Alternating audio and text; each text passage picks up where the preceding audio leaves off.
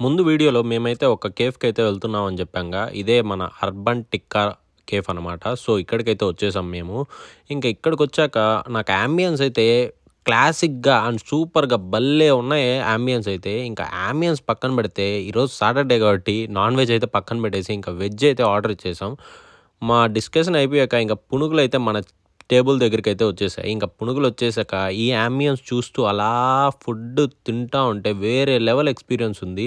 ఇంక దాని తర్వాత మేము పిజ్జా అండ్ అదర్ ఐటెమ్స్ అయితే ఆర్డర్ ఇచ్చేసాము. సో, గార్లిక్ బ్రెడ్ ఇంకా పిజ్జా ఇంకా కార్‌లో అలా వెళ్తుండగా మాకైతే దేవుడు ఊరేగింపైతే ఎదురైంది. సో, మేమైతే అలాగా దేవుడిని చూస్తూ కొంచేపైతే అలా మొక్కుకుంటా ఉండిపోయాం మా ఫ్రెండ్సు, నేను.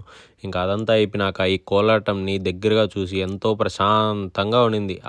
బెంగుళూరులో టెన్షన్స్ అన్నీ రిలీఫ్ అయిపోయినాయి ఇది చూసాక.